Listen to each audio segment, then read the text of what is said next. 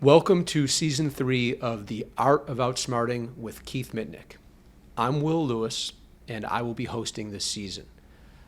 I'm the managing partner of our firm's Southeast Florida offices, and I've also had the opportunity to try a number of cases with Keith and prepare and analyze many more than that. This season, we're going to be going over a number of new, innovative strategies that Keith has developed and that he's now employing in his cases to be a more effective trial lawyer. In particular, ways that we as trial lawyers can make a difference in our clients' cases by exposing the flaw in the defense's conclusions and highlighting the truth of our clients' cases. I'm excited to address these issues with Keith over the next 10 episodes. I hope you're going to join us, and I hope you're going to get a lot out of it and make yourself a stronger trial lawyer along the way. Keith, I know that you're excited about a new approach you're bringing to trials and trying to talk about how us as trial lawyers can make a difference and be what ultimately unlocks the truth for the jurors. I was wondering if you could tell us a little bit more about that. Yeah, I am so excited about this one because I know what a difference it makes. That's where I came up with the title Difference Makers, because I thought this is how we make a difference. Because if you think about it, we all think about trials being a big battle over facts. And the truth is they're really not. There are going to be some factual disputes. The biggest disputes are over what's the right conclusion from the facts. One side says this is the right conclusion. The other says, oh, no, this is. But the facts are the same. And when I realize that, it seems pretty obvious, but we're so wired to thinking trials are a big fight over the facts, we lose sight of it. And what the part that has energized me about it is to realize we all want to make a difference. We did this to be difference makers, not to drive a nice car or to get a paycheck. We did it to make a difference. If you're worth a damn, that's in our core. And I realized we can't change the facts.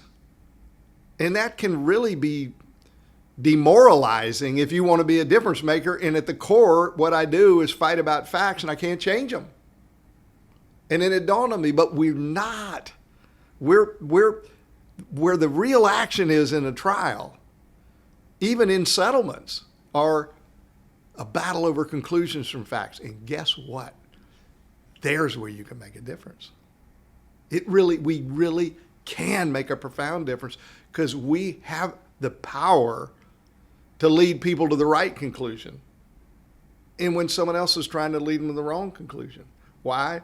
Because I've said it a bunch of times, but I mean it in my heart of hearts. We are not mercenaries. They are. Mm-hmm. This is a calling. But when you realize it, we're armed with an ability to genuinely alter the outcome by mastering the recognition that it really is more about disputes over conclusions from facts than the facts themselves. Now, when you talk about that, and one of the things that I've always enjoyed with your writing and in the webinar series like this is the way you have a process so that it's not just, hey, Keith Mitnik can do this, but some of us mere mortals can do it too. Can you talk a little bit about your process for this kind of new strategy you've been working up on? Absolutely. Yeah, I'd love to. Because you're right. Number one, I'd beg to differ that mere mortals like me. You and I have spent enough time in the courtroom. That's being humble beyond reality. But having said that, I do believe in the process. And the reason is I come up with ideas all the time. I'm kind of an idea guy. I can't keep my own ideas straight. You got to have places to put them in. And then if you put them in a place, if all those holder slots will line up in sequences that make sense, our minds can process it and we can reuse it. So I'm a big believer in creating a process, which is a fancy computer language for steps. You want steps. You do step 1, 2, 3, 4, if you can come up with 5 steps or 3 steps or 10, whatever it is. The less, the better. If I know here's the end result, and I can put it into some definable steps that are easy to understand and follow, now I can not only helps me reuse this stuff I come up with. It allows me to share it with other people in a usable way. I remember sitting in seminars and hearing great ideas, and I'd write it, and it's like, but how am I going to use all this? And if you can keep it in a usable process, then you've truly given someone something. They can say, I get it, and I can reproduce it, I can recreate it, and even more important, I can recreate it my way. Because Mitnik's way may not be your personality, your style, and authenticity is everything. But if I understand the underlying steps in this process, now I can start adjusting them to my style, my personality. Or maybe I've come up with a better way to say it, just period. Because I always say, I don't want to be right, I want to get it right. And so it gives people, A, something usable, and B, it's in a usable format that is adaptable to their style, their thoughts, and fresh ideas that may improve on it. And then you just keep building on it. Like, I think of it like a mainframe in a computer, and you keep downloading the upgrades. It's a non-stop upgradable once you create a good process. It's harder than it looks to get a good process. I get good ideas. The hard part is putting them into steps and process. I can't tell how many I've done, and then later go, oh, that needs work, that needs work. That's the exciting part. It's an evolution. But this process on this topic, maybe I'm not at the end of it, but it's starting to, if I'm not there, it's feeling pretty damn close. Well, let's talk about it. So give us, the preview. What do you got so far? In as far as the steps or the process for this concept? The basic premise, and I, just in the way I've organized it in my head, is we don't make the facts, we make the difference. Kind of catchy. I like catchy because it sticks. We don't make the facts, we make the difference. And at the core is, how do we make the difference? We make the difference by providing proper perspective through powerful packaging. We think about packaging, and packaging can take on a negative connotation like spin doctor, and you're putting your spin on it, which isn't this at all. So it's almost like a disclaimer, not even a disclaimer, it's a characterization to make sure people understand we are on the high ground with this. And that is, it's not about putting your spin on something that cheapens this process. It doesn't cheapen it, it's the opposite of what it's after. So what do we do? If it's not about putting our spin on it, it's about what I call truth in packaging to defeat deceptive packaging. Because if you don't believe you're right in your case, get a different case. You shouldn't be there. But if the beginning premise is we're right, they're wrong, and the facts are pretty much done. There are a few disputes, but most of the facts are the facts. And now we're having this battle over what's the right conclusion from the facts. If we're right, and they've got arguments over the facts as to what the right conclusion is, and the right conclusion is you're not hurt, or you weren't hurt from this crash, or you weren't hurt bad from this crash, or if it's a medical malpractice, yeah, you got a bad outcome, but it wasn't because anyone violated the reasonable care standards. Whatever the conclusion that's being battled over, if we keep in our mind, we are trying to find a truthful package to convince jurors why we're right. And they have created, in general, there are exceptions to everything, but in general, they're creating a package that is leading the jurors to a wrong conclusion. It elevates your motivation as well as your righteousness of our purpose. So I think that's an important step in it. And the last piece of that, before I get into some of these steps, is when you say packaging, and we've now gotten over the negative packaging connotation. It's not cute packaging. It's not pulling a fast one. It's making sure that we reach the right conclusion through smart, effective packaging. Now let's talk about the positives of packaging. Think about Madison Avenue. How much money gets spent on packaging? How many times have you bought a bottle of wine because it had a cool bottle and turned your nose up at one because it was an ugly bottle? How many times have you walked through a display case in a clothing store and they just had all the clothes neatly folded and stacked? They're on display. They're on mannequins. Why? And they go to great lengths to make a big production out of it because packaging makes a profound difference. Human beings react to packaging. When you realize that and you say, now let's leave Madison Avenue because we're not trying to, it's, not Coke against Pepsi and they're both fine. We got a right answer and a wrong answer.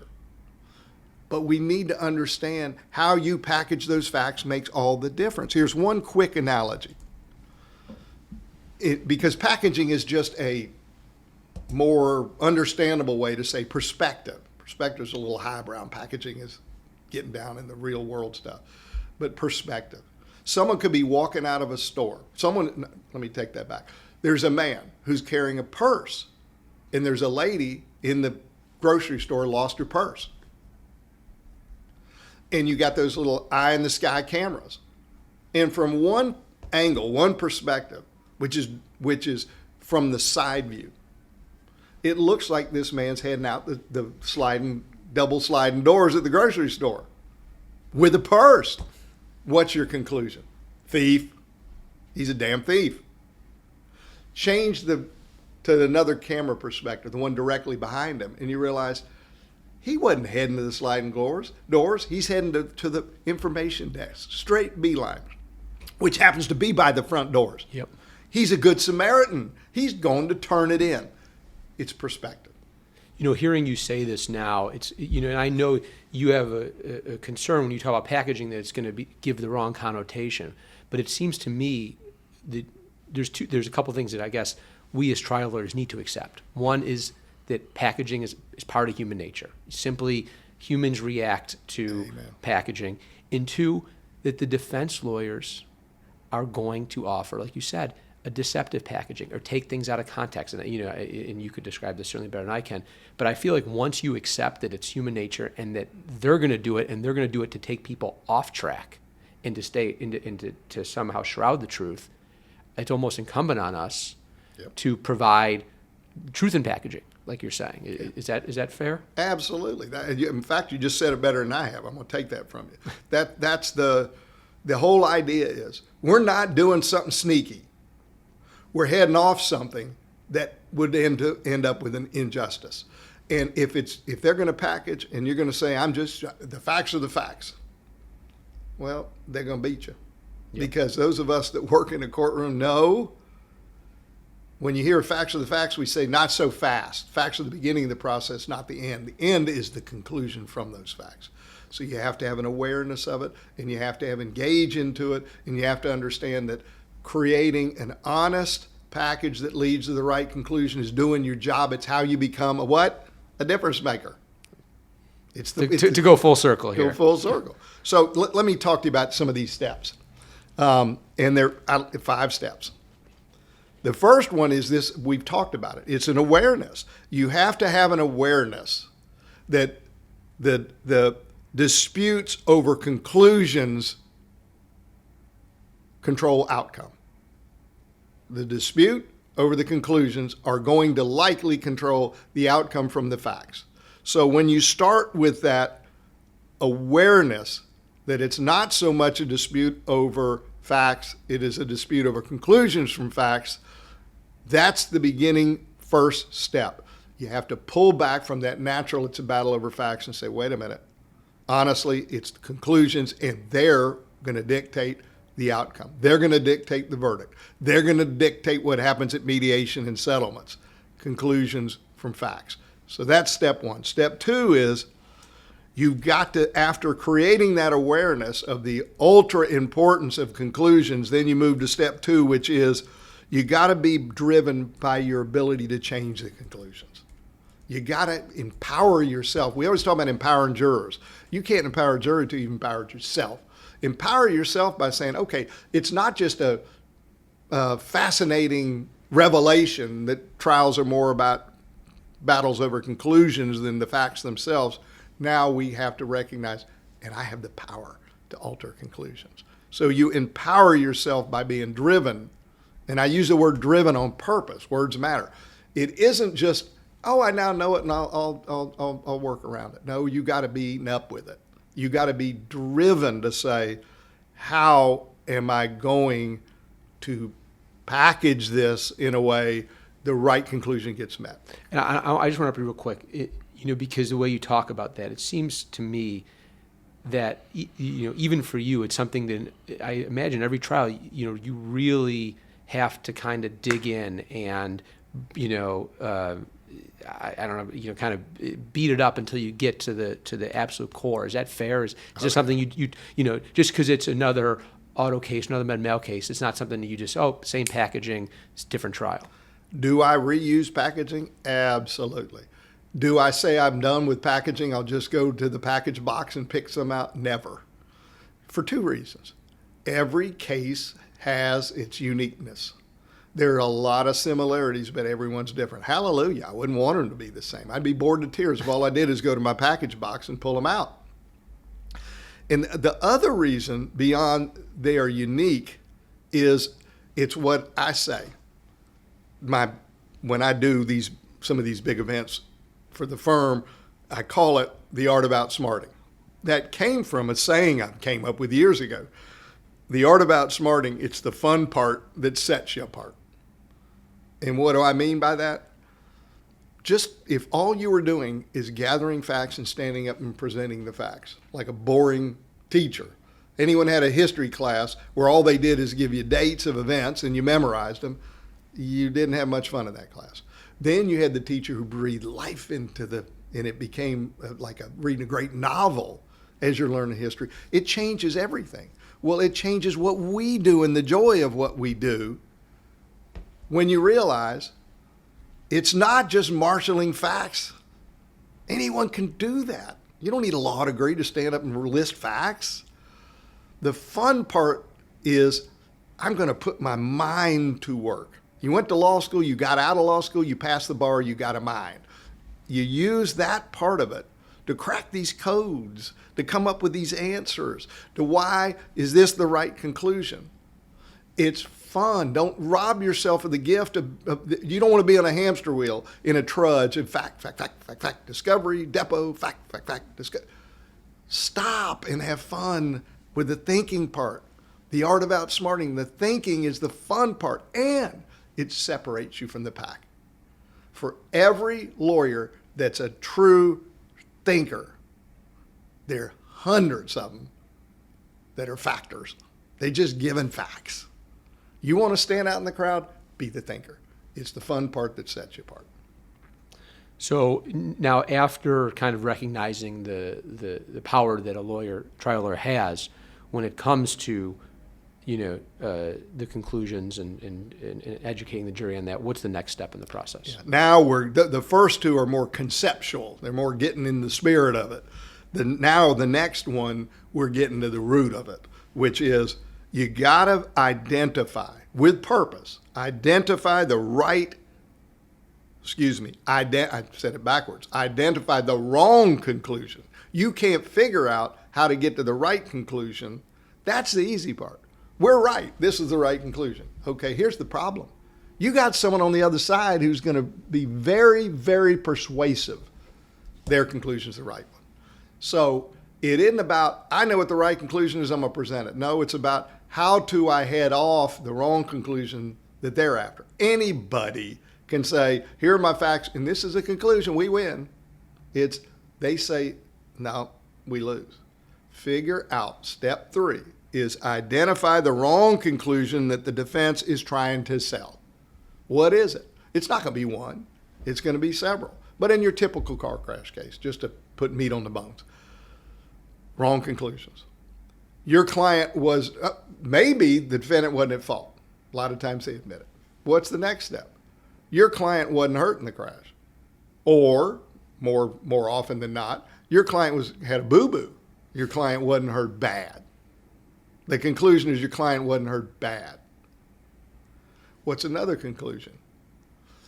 Maybe your client had comparative fault. Wrong conclusion. Here's another one. Your client doesn't need all this future medical care. Here's another one. Your client wasn't permanently injured. It was temporary. Here's another one. The numbers we're going to be asking for are way too high. It's not remotely right. It's a much, much lower. If it's a med mal case, the doctor didn't do anything wrong. If he had done it this other way that you say it should have been done, you'd have been in the same place. Wouldn't have made any difference. The old so what defense.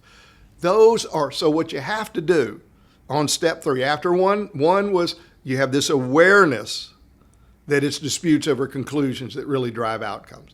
2, you are driven by your empowerment that I can affect the conclusions. I can change them. That's where I can make a difference. 3 is I'm going to identify wrong conclusion that the defense is trying to sell. That's the 3, and which now leads to 4, you're about to roll up your sleeves. And 4 is you got to put those wrong conclusions under a microscope and find the fatal flaws. This is where you put your thinking cap on. Everything leading up there is the easy part. This is the more labor intense part. I won't say the hard part because it is the fun part. It's hard, but it's not bad hard. Yeah, I think that's kind of the point that I don't want it to get lost here. I say this from working with you. I've had the good fortune to try a case with you in the past, and I'm always amazed at how you dig in. It's not just superficial. I mean, at each issue, you're not just thinking about it for 10 minutes or 20 minutes. I'm getting emails at 11 p.m. at night. I'm getting emails the next morning at 5 a.m. about this one isolated issue or question.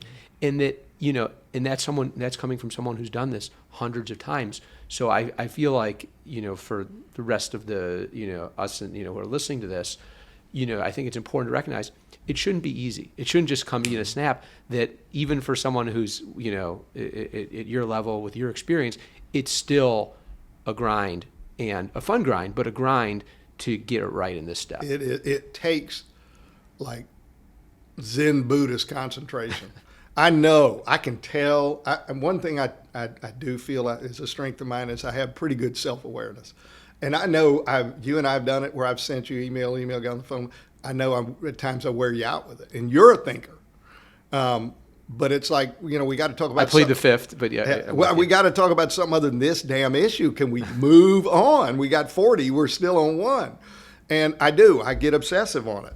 And I can't tell how many times I've got the answer. I'm so excited. I call Will. And look, Will was before he moved into the PI world, which I applaud, because he's going to be the superstar in that arena because he's bringing some of the most complicated stuff, having done, we call it BTG, Business Trial Group, these very complicated commercial disputes that we did on a contingency fee.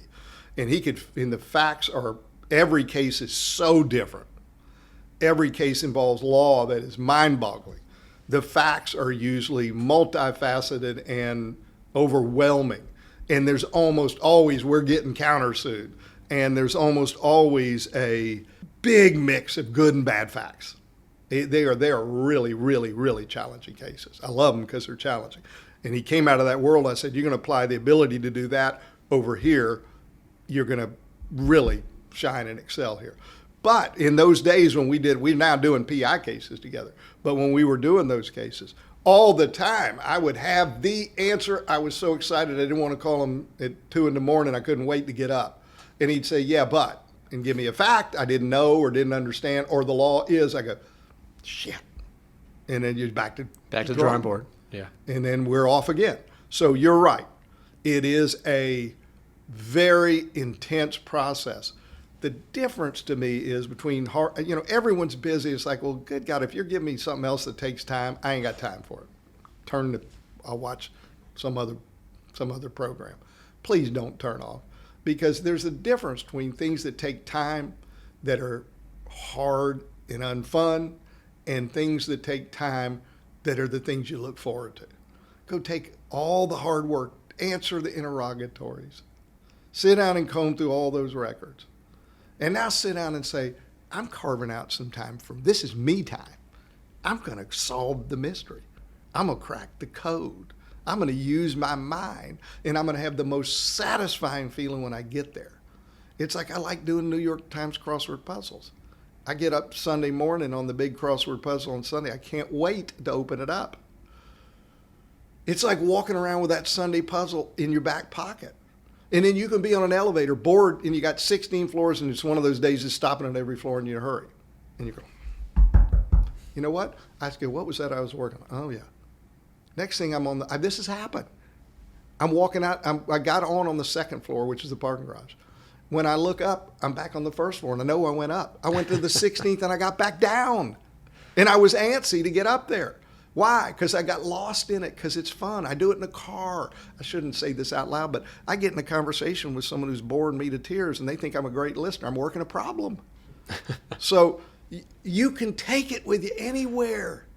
And you're never going to be bored. So I wake up in the middle of the night stressing over something. I go back to sleep. I don't count sheep. I start working the problem. So, yes, it's a lot of work. So now let's roll into the last step. Last step is, now that you found the fatal flaw, you stared at it. You knew it was easy to find out what's the wrong conclusion they're selling. You started rolling up your sleeves and saying, what's the fatal flaw? You figured out. It's satisfying.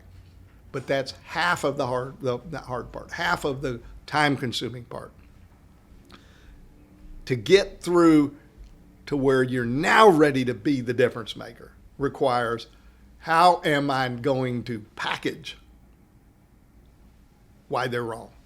How am I going to teach the jury, convince the jury, explain to the jury why our conclusion's right and theirs is wrong? They're arguing this conclusion. We figured out what the wrong conclusion was. We started out by the recognition, the awareness that it's conclusions, not facts. We mentally empowered ourselves with, we can make a difference in the conclusion, because that's where the outcome comes from. We then said, all right, I'm going to identify what those wrong conclusions are, still a fairly easy part. Then we got down in the weeds and said, why are they wrong? What are the fatal flaws? Why are they wrong? Even though on the surface it sounds like a reasonable conclusion. Why? Actually, I like them down here. I want to be up here. They're down here. Why are they wrong? And I figured it out. I went, yay. And then you go, now how am I going to have the jury? Because it's not like I'm going to stand up and say it and they're going to go, got me. Sorry. How am I going to convince the jury in a way that sticks when they're not going to quit? They're going to fight you to the bitter end. Yeah, and I know in upcoming, episodes in the series, we're going to talk about some of the tools you use on step 5 to get that across. One thing you brought up is the jury. I guess, I've actually seen you do this in trial, and it's interesting because it seems as though we're talking about, kind of strategies for trial lawyers here, but you actually talk about the distinction between facts and conclusions to the jury in voir dire. And I was wondering if you could talk a little bit about that and kind of explain how you do it, because to me it was interesting, because that's always the next step is, yes, as lawyers we understand where we're going, but I felt like the jury really understood that distinction when the way you conveyed it to them, and I think it might be helpful for us, the audience, to hear it as well. Good. Honestly, I'm glad you asked that, because this is a little bit, I'm putting kind of the cart before the horse. Where this process that I've been fine-tuning, these steps came from, was I tried a case up in Mississippi, and I had a horrible panel. We knew it was a very, very, it was very tough venue. Tough venue. Yeah. No, bad venue for a plaintiff's case. And as expected, I had a room, we had a bunch of jurors. I think there were 80 jurors. And I would say 75% of them I had zero chance with. It was disheartening. But I know I'd learned the law for cause challenges up in Mississippi. I was ready, and I know how to go about what I call my bias busting process, and I wasn't worried. We're going to be fine. And I got, like 18 people for cause. And the judge went through every one of them and had every one of them say they based their decision on the evidence of the law, and denied every cause judge. I said, Judge, that's not your law. Here's this. He said, anything else? Yes, sir. Can I cite this case? Yes, sir. Anything else? Well, Your Honor, can I read you the transcript? You may. And I'd finish that. He says, anything else you want to say? Well, just to reiterate, anything else? Okay. Denied. I said, Judge, they didn't even attempt to rehabilitate this person. Good point. Anything else? Yep. Denied. Every one of them. Didn't grant a one. It's too long a story. I will not tell it now. We ended up getting a great verdict, big 7-figure verdict, over because I got forced into taking somebody who I loved, but they knew that, I'll just tell you this much, knew the defendant since elementary school, and was a neighbor, and had lunch with defense counsel every month at least. Grew up with him too. I couldn't take the lady, even though I loved her. I took her because I had no choice. She was the lesser of evils in my mind. And she was the foreperson, brought back a great verdict. And I look back and I'd have gotten all the cause challenges. I'd have won, but gotten half the verdict. This lady brought it home. I got forced into doing something I wouldn't otherwise have done. But that's not the point. The point of it is, I went away and I said, you know what, Mitnik, I thought I was done with the bias busting jury selection cause challenge process of mine. I do it lightning quick. It's effective. And I've been building on it for years, and I am done with that. I'll move on to other things. I wasn't, like so much else in this. Thank God, hallelujah. I don't want to be done. I like the challenges. I went away and said, you got to get better at that. At that, you're going to follow the law. Because following the law is a trick question. Following the fact, who's going to say I ain't going to base my decision on facts? It's a trick question. Nobody. Yeah, we all know that. Nobody. No one's going to say that. So I came back and I started walking on the beach, and I thought, I've got to come up with a way to head that rehabilitation off. And what I came up with became, wait a minute, this has so much more usefulness than just jury selection. It's everything. It's a framework for everything. And then became the difference maker. And it all came from this and here's how I better deal with preempting the rehab when I'll listen to that evidence. I was walking and I thought, that's a trick question. And I thought, okay, but why and how do I explain it? And the light went off. And the light was, these trials really aren't battles over facts. They're battles over conclusions from facts. And therefore saying I'll base my decision on the facts, that's why that's a trick question. Both sides will. The biased side and the unbiased side will both base it on the facts. The issue is trying to distinguish one from the other. Bullseye. And so from that, let me give you this because I think it puts a very good perspective on this whole thing before we wrap up. This is what came out of it. When I talk to the jury, I start with teaching them about how this all works, all getting ready for heading off, the judge doing that. But it also prepares the jurors to recognize their own bias and the unintentional impact that it can have, even though they're fair-minded and strong-minded people. And so I start with, my name's Keith Mitnik. I'm going to be asking you questions about life experience, beliefs, and opinions that could impact your conclusions in the case if you were to sit as jurors. You may have noticed I emphasized the word conclusions. I did that on purpose. The reason is that most of us think trials are one big dispute over facts. No one can agree on what happened. It's a big he said, she said. The truth of the matter is, while there are almost always some factual disputes, the biggest disputes, the most disputes, the disputes that generally drive the outcome of cases are not disputes over facts. They're disputes over conclusions from facts. And you have over here, one side, here are the facts. They're pretty much agreed to. And one side said, this is the right conclusion. And the other says, oh, no, this is the right conclusion. And it's in this space between the facts and the contested conclusions where people's life experiences, beliefs, or opinions can have a significant, although unintentional, impact on the conclusion. Let me give you an example. If there was a criminal case, which this isn't, but in a hypothetical criminal case, a prosecutor was trying to convict someone of a very serious crime. And in order to gain the conviction, the prosecutor knows he's got to have the jury believe his star witness. And his star witness happens to be a police officer. You could have two jurors sitting on this hypothetical juror, shoulder to shoulder, right by each other. Listen to that same exact witness at the exact time. It's the only evidence. He's testified. That's the evidence. One of those jurors, because of life experiences, beliefs, or opinions, tends not to believe police officers. The other one tends to believe more than other witnesses. And the one that tends not to believe him says, didn't believe him, not guilty. The one that tends to believe more said, did believe him, guilty.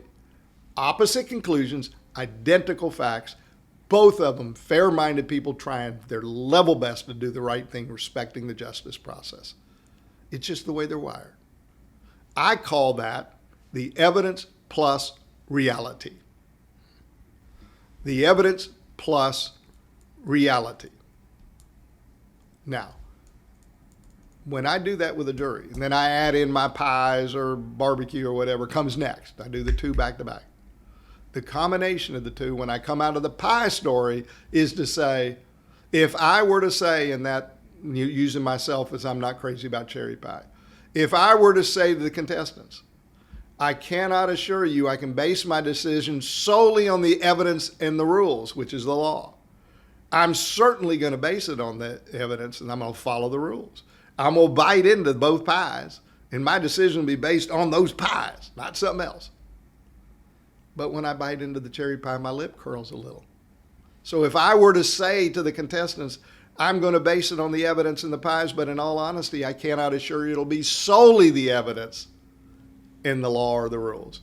It's going to be the evidence, and it's going to be the law, and it's probably going to be the evidence and law plus my bit of bias against cherry pie, because I'm wired that way. I can't just pull it out because I want to do the right thing. I do, but I'm too honest to tell you I'm sure I can separate that. You and the next judge will have the same facts, the same pies, but your conclusion will be different because of your bias. I may add that one too. That's good. So I did that, and then I've started using it, and I didn't think I could make the bias busting system, my jury selection cause challenge driven system that started with a guy named Jay Burke. It's a baby lawyer with all my hair, got me down this path, and then I've been fine tuning it. I didn't think there was any more fine tuning, but this tune turned it into a symphony. Yeah, look, I saw it in action. I saw it in that trial we did in Miami, and it really flowed well together. The two, what we all know, anyone who's read your book knows that the cherry pie and how you explain to jurors the issues of bias, but it really flowed naturally with explaining the distinction between facts and conclusions, and it seemed like the jury really got that, which could be a difficult concept for folks to get, frankly, or for lawyer or non-lawyer. And I thought it was a pretty simple, understandable way to get it across, and I thought it made an impact in your jury selection. Thank you, and it does. And then I wrap at the very end in jury selection we wrap it up with, I list the people who gave cause answers, and I say, if someone were to ask, you're going to listen to evidence, you're going to base your decision and follow the law. Would your answer be yeah, but in all honesty, it'll be the evidence plus my bias having an impact unintentionally on top of it. Now they're ready, and then you got cause. And as we wrap this up, let's come back full circle. That was the genesis, the beginning of this. But when I got that and did it, I went, wait a minute. This isn't just about jury selection. It's about everything we do. And so then, while I naturally look at the hurdles, by the way, I don't like, the last thing I would do, want to get this point. I used to say the problems in your case. I'm dumping that phrase because problems is a downer. It's a negative. When you hear problems, it's like insurmountable, overwhelming. Better settle this. I don't want to try this. They aren't problems. Look, there may be. Your client said, I never had an injury before in my life. I've never been to the hospital or treated for this. And 2 days before you crashed, they were at the emergency room getting surgery recommended. They probably didn't forget that. So that's a problem. But the vast majority of these aren't problems. You know what I like to call them? Challenges, hurdles. Why? Because challenges we look forward to meeting. Hurdles are meant to be cleared with skill. So I realized I am a natural hurdle clearer. I'm a natural challenge, attack, and defeat. But now I started saying, I can fit this in a process with steps that'll help me get there quicker. And then I can share it with people and they can see how this is all working. And I've been doing it intuitively without the revelation that came from that. Thank you for that damn judge up in I won't say where, Georgia, but no, Mississippi, I'm sorry. Where in Mississippi. But thank you, because you forced me to take a step that has made a difference to me, and I'm looking forward to, through this season, sharing with how it works in all aspects of your case. And I'll tell you, I'm looking forward to talking about it and talking about the different tools that you use to meet those challenges. And I guess we'll be doing that in our upcoming episode. So thanks a lot, Keith. Yeah, that was fun. Well, looking back on today's episode, the key to Keith's new process, where it starts, is recognizing that trials are about competing conclusions derived from the facts.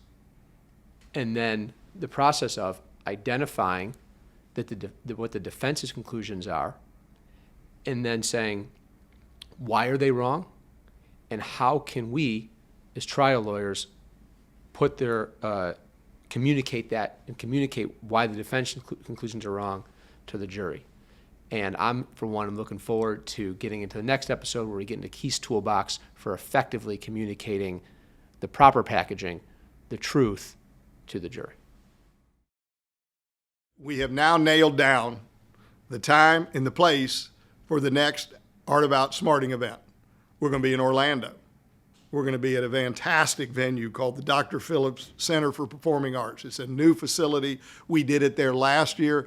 It was off the charts good. I promise new materials, and I promise a brand new format I've never done before that I'm so excited about. I can't wait for May to come.